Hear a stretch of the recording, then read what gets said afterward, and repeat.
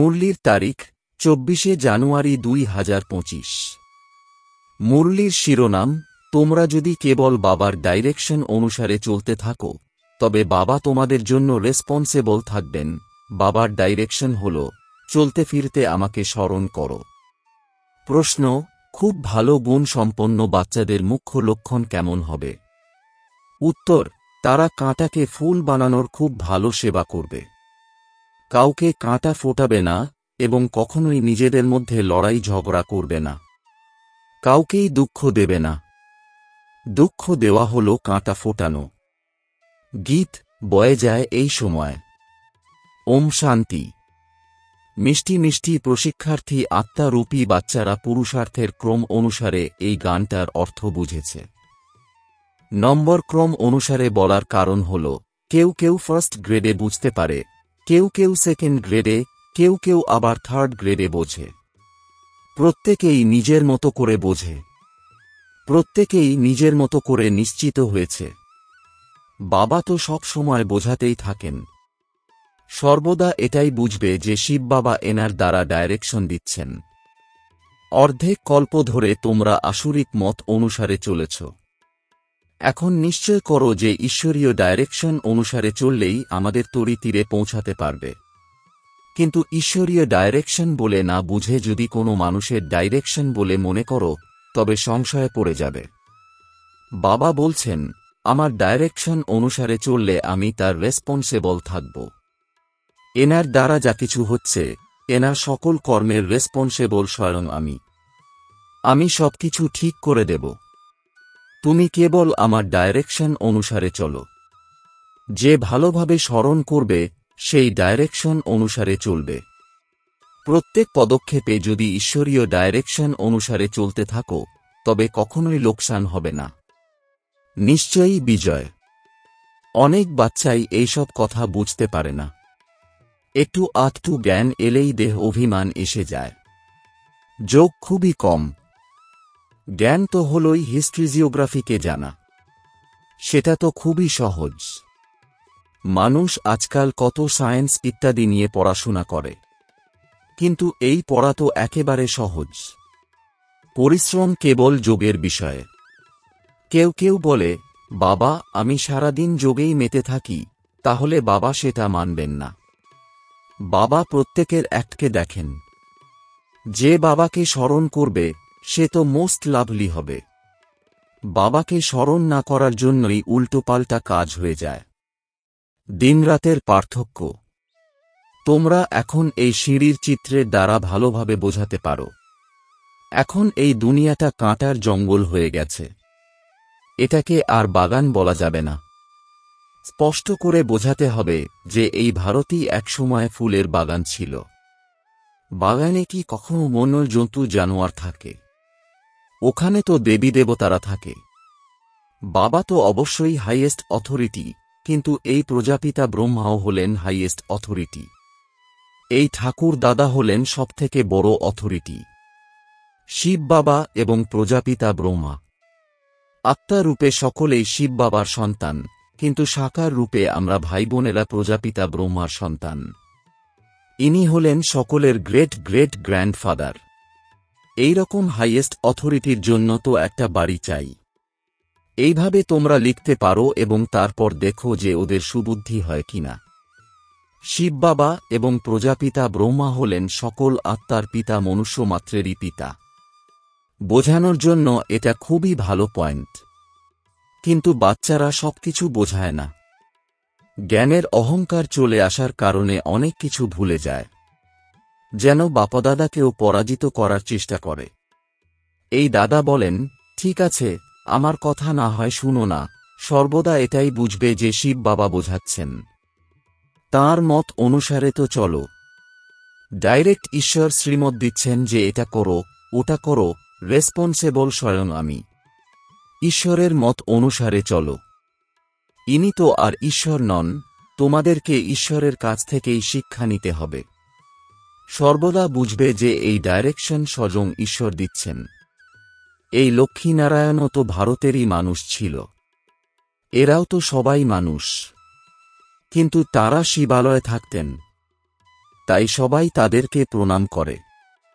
কিন্তু বাচ্চারা পুরোপুরি বোঝায় না, নিজের নেশা চড়ে যায়। ইফেক্ট তো অনেকের মধ্যেই রয়েছে। যখন পুরোপুরি যোগযুক্ত হবে তখনই বিকর্ম বিনাশ হবে। বিশ্বের মালিক হওয়া তো মুখের কথা নয়। বাবা দেখেন কিভাবে মায়া নাক পাকড়ে একেবারে নর্দমায় ফেলে দেয়। বাবার স্মরণে সর্বদা অত্যন্ত খুশিতে প্রফুল্লিত থাকা উচিত। এইম অবজেক্ট তো সামনেই আছে। আমরা এইরকম লক্ষ্মীনারায়ণ হতে চলেছি। কিন্তু ভুলে যাওয়ার জন্য খুশির পারদ ঊর্ধ্বগামী হয় না। অনেকে বলে আমাকে নিষ্ঠাতে অর্থাৎ ধ্যানে বসাও, আমি নিজে থেকে ভালো করে স্মরণ করতে পারি না। স্মরণে থাকে না বলে বাবা কখনো কখনো প্রোগ্রাম পাঠিয়ে দেন, কিন্তু তাতেও স্মরণ করে না। বুদ্ধি কেবল এদিকে ওদিকে ঘুরে বেড়ায়। বাবা নিজের উদাহরণ দিয়ে বলেন, আগে নারায়ণের কত বড় ভক্ত ছিলাম, যেখানেই যেতেন সঙ্গে নারায়ণের ছবি থাকত।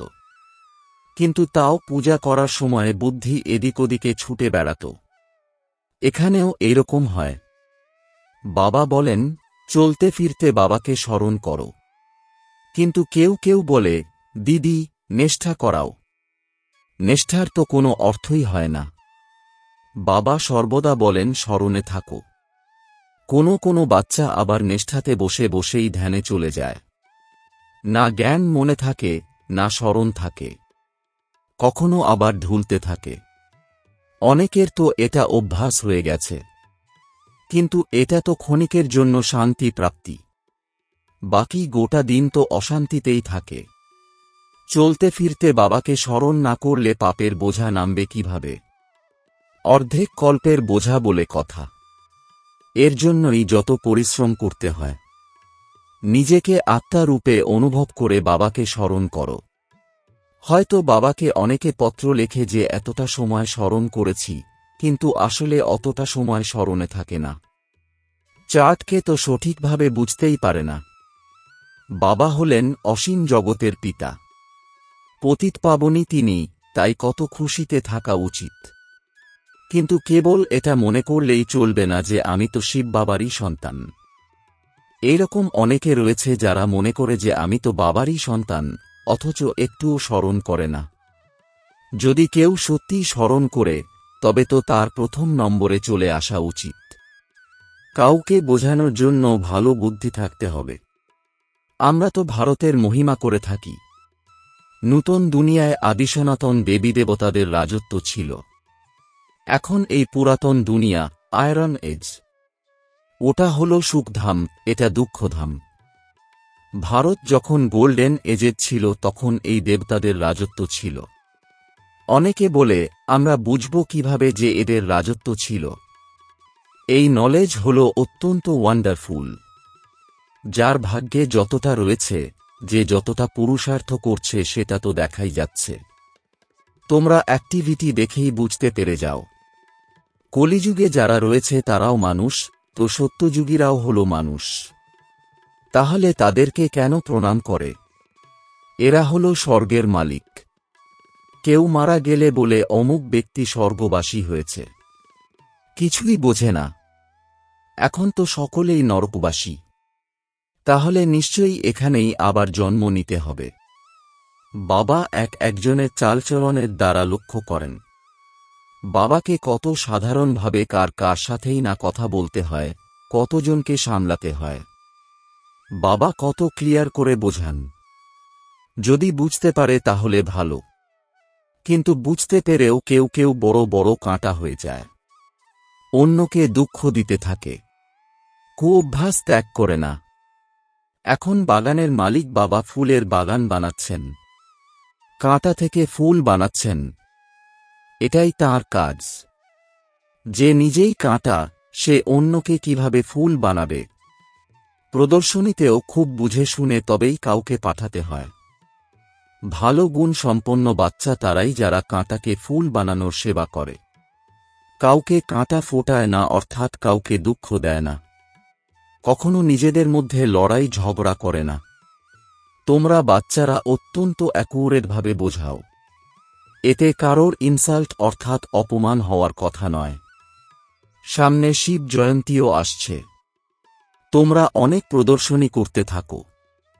ছোট ছোট প্রদর্শনী করেও বোঝাতে পারো। 1 সেকেন্ডে স্বর্গবাসী হয়ে যান অথবা পতিত ভ্রষ্টাচারী থেকে পবিত্র শ্রেষ্ঠাচারী হয়ে যান। 1 সেকেন্ডে জীবন মুক্তি প্রাপ্ত করুন। জীবন মুক্তির অর্থ বোঝে না। বাবার কাছ থেকে সকলে মুক্তি এবং জীবন মুক্তি পেয়ে থাকে। কিন্তু ড্রামাকেও তো জানতে হবে। সব ধর্মাবলম্বীরাই স্বর্গে আসবে না। ওরা নিজ নিজ স্থানে চলে যাবে। তারপর যার যখন সময় আসবে তখন সে এসে পুনরায় স্থাপন করবে। এইগুলো কল্পবৃক্ষের ছবিতে কত ক্লিয়ার রয়েছে। একমাত্র সদ্গুরু ছাড়া আর কেউই সদ্গতি করতে পারবে না। ভক্তি শেখানোর জন্য তো অনেক গুরু রয়েছে। কোনো মনুষ্য গুরুর পক্ষে সদ্গতি দেওয়া সম্ভব নয়। কিন্তু বোঝানোর জন্য বুদ্ধি চাই। খুব বুদ্ধি খাটিয়ে বোঝাতে হয়। ড্রামার খেলা কত ওয়ান্ডারফুল। তোমাদের মধ্যেও খুব কমজনই আছে যাদের মধ্যে সর্বদা এই নেশাতে থাকে। আচ্ছা, মিষ্টি মিষ্টি প্রশিক্ষার্থী বাচ্চাদের প্রতি মাতাপিতা বাপদাদার স্মরণের স্নেহসুমন আর সুপ্রভাত। আত্মাদের পিতা তাঁর আত্মারূপী বাচ্চাদেরকে জানাচ্ছেন নমস্কার। আচ্ছা, রাত্রি ক্লাস 18 মার্চ 1968। বাস্তবে তোমাদের শাস্ত্রের বিষয়ে কোনো বাদ বিবাদ করার দরকার নেই। মূল বিষয় হল স্মরণের আর সৃষ্টির আদি মধ্য অন্তকে বুঝতে হবে। চক্রবর্তী রাজা হতে হবে। এই চক্রকেই কেবল বুঝতে হবে। এর জন্যই গায়ন রয়েছে সেকেন্ডে জীবন মুক্তি। বাচ্চারা তোমাদের হয়তো ওয়ান্ডার লাগতে পারে যে অর্ধেক কল্প ধরে ভক্তি চলে থাকে। জ্ঞান ছিটে ফোঁটাও নেই। জ্ঞান তো কেবল বাবার কাছেই আছে। বাবার কাছ থেকেই জানতে হবে। এই বাবা এতটাই অসাধারণ যে কোটির মধ্যে কয়েকজন চিনতে পারে। দুনিয়ার কোনো টিচার তো এরকম বলবে না। ইনি বলেন, আমি তোমাদের পিতা, শিক্ষক এবং সদ্গুরু। মানুষ তো শুনে আশ্চর্য হয়ে যাবে। অম্বাজির নাম খুব বিখ্যাত হওয়ায় ভারতকে মাতৃভূমি বলা হয়। অনেক জায়গায় অম্বাজির মেলা বসে। অম্বা নামটা খুবই মিষ্টি। ছোট বাচ্চারাও তাদের মাকে খুব ভালোবাসে, কারণ মা খাওয়ায় এবং লালন পালন করে। অম্বার তো নিশ্চয়ই পিতাও থাকবেন। ইনি তো দত্তক নেওয়া সন্তান। পতিপত্নীর কোনো সম্পর্ক নেই। এগুলো সব নতুন কথা। প্রজাপিতা ব্রহ্মা তো নিশ্চয়ই দত্তক নেবেন। এইসব বিষয়ে এখন বাবা এসে তোমাদের মতো বাচ্চাদেরকে বোঝাচ্ছেন। অম্বাজির জন্য কত মেলা বসে, পূজা হয়। কারণ এই কন্যা অনেক সেবা করেছে। মাম্মা যতজনকে পড়িয়েছেন আর কেউ অতজনকে পড়াতে পারবে না। মাম্মার নাম খুবই প্রসিদ্ধ এবং অনেক জায়গাতেই মেলা বসে। তোমরা বাচ্চারা জানো যে বাবা এসেই এখন সৃষ্টির আদিমধ্য অন্তিমের সকল রহস্য তোমাদের মতো বাচ্চাদেরকে বুঝিয়েছেন। বাবার নিবাসস্থান সম্বন্ধেও তোমরা জেনেছ। বাবার সাথে প্রীতি থাকলে ঘরের সাথেও প্রীতি থাকবে। এই সময়েই তোমরা এইসব জ্ঞান লাভ করো। এই পড়াশোনার দ্বারা তোমরা অনেক উপার্জন করে নাও। তাই খুব খুশিতে থাকতে হবে। অথচ তোমরা খুব সাধারণভাবে জীবন যাপন করো। দুনিয়ার মানুষ জানেই না যে বাবা এসে এই জ্ঞান শোনাচ্ছেন। বাবা এসেই সমস্ত নূতন নূতন কথা বাচ্চাদেরকে শোনাচ্ছেন। এই অসীমের পাঠের দ্বারাই নূতন দুনিয়া স্থাপন হয় এবং পুরাতন দুনিয়ার প্রতি বৈরাগ্য এসে যায়। জ্ঞান থাকার কারণে তোমরা বাচ্চারা আন্তরিকভাবে খুব খুশি হও। বাবাকে এবং পরমধাম ঘরকে স্মরণ করতে হবে। ঘরে তো সবাইকেই ফিরতে হবে। বাবা সবাইকেই বলছেন, বাচ্চারা, আমি তোমাদেরকে মুক্তি এবং জীবন মুক্তির উত্তরাধিকার দিতে এসেছি। কিন্তু তোমরা ভুলে যাও কেন? আমি তোমাদের অসীম জগতের বাবা। তোমাদেরকে রাজযোগ শেখাতে এসেছি। তোমরা কি আমার শ্রীমত অনুসারে চলবে না? যদি না চলো তাহলে খুব লোকসান হয়ে যাবে। সেই ক্ষতির কোনো সীমা নেই। বাবার হাত ছেড়ে দিলেই উপার্জনের পরিবর্তে লোকসান হয়ে যাবে। আচ্ছা, শুভরাত্রি। ওম শান্তি। ধারণার জন্যে মুখ্য সার: 1. কেবল বাবার স্মরণে থেকে মোস্ট লাভলি হতে হবে। চলাফেরা করতে করতে, কাজ করার সময় স্মরণে থাকার অভ্যাস করতে হবে। বাবার স্মরণের দ্বারা সর্বদা খুশিতে ভরপুর থাকতে হবে। 2. যে কোনো কাজই প্রতি পদক্ষেপে ঈশ্বরীয় ডাইরেকশন অনুসারে করতে হবে। নিজের দেহ অভিমান দেখানো উচিত নয়। কোনো রকম উল্টোপাল্টা কাজ যেন না হয়। কখনোই সংশয় প্রকাশ করবে না। বরদান: সাধারণ কর্ম করেও উঁচু স্থিতিতে স্থির থেকে সদা ডবল লাইট ভব। এর বিস্তার: যেরকম বাবা সাধারণ শরীরে আসেন, যেরকম তোমরা কথা বলো সেই রকমই কথা বলেন, চলাফেরা করেন, তো কর্ম যদি সাধারণও হয় কিন্তু স্থিতি উঁচু থাকে। বাচ্চারা, এরকম তোমাদেরও স্থিতি সদা উঁচুতে থাকবে। ডবল লাইট হয়ে উঁচু স্থিতিতে স্থিত হয়ে যে কোনো সাধারণ কর্ম করো। সর্বদাই এই স্মৃতি যেন থাকে যে অবতীর্ণ হয়ে অবতার রূপ ধারণ করে শ্রেষ্ঠ কর্ম করার জন্য এসেছি। তো সাধারণ কর্ম অলৌকিক কর্মে পরিবর্তন হয়ে যাবে। স্লোগান: আত্মিক দৃষ্টিবৃত্তির অভ্যাসকারী পবিত্রতাকে সহজেই ধারণ করতে পারবে। ওম শান্তি।